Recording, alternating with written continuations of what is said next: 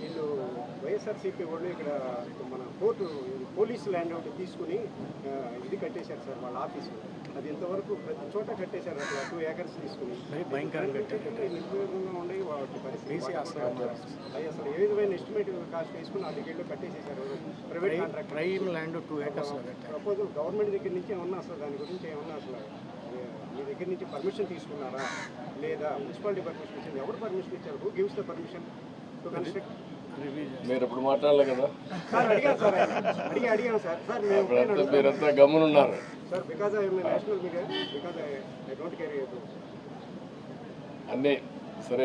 మిమ్మల్ని కూడా మాట్లాడనే లేదు, మీరు కూడా ఇంట్లో నుంచి బయట రాలేదు. అందరి మీద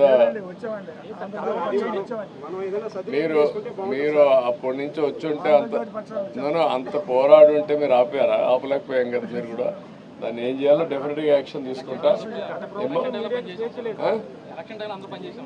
కాదు, దీనికోసం కాదు. అప్పుడు అందరం పోరాడాం, మీరు పోరాడారు, మేము కూడా పోరాడాం, అదే అన్నీ పోరాడాం. తప్పకుండా అది కూడా నేను ఓపెన్ మైండ్తో ఉన్నాను. నేను తెప్పిస్తాను, ఇన్ఫర్మేషన్ తెప్పిస్తాను. ఆ బిల్డింగ్స్ ఎట్లా కట్టారు అవన్నీ కూడా తెప్పించి ఏం చేయాలి డెఫినెట్గా నేను మీకు చెప్పింది నాకు అర్థమైంది. ఇది ప్రజల ఆస్తుల్ని ఇష్టానుసారంగా దోచే పరిస్థితికి వచ్చారు, కరెక్ట్ కాదు. ఏం చేయాలి నేను చేస్తాను. దీనికి నేను చెప్పాను చాలా one of the best college ఇది కాపాడుకోవాలి. ఇది తక్షణమే నేషనలైజ్ చేస్తాం, రాష్ట్ర ప్రభుత్వం తీసేసుకొని దీన్ని ఏ విధంగా ముందుకు తీసుకుపోవాలో తీసుకెళ్తాం. నేషనలైజ్ కూడా కాదు, ప్రైవేట్ కాలేజీ కూడా కాదు. ఇది గవర్నమెంట్ ఎండోమెంట్లో ఉంది. మళ్ళా స్టేట్ తీసుకుంటాం, మొత్తం డెవలప్ చేస్తాం. ఏవైతే బినామీ ఉన్నారో అందరినీ కూడా తీసేస్తాం, ప్రక్షాళన చేస్తాం.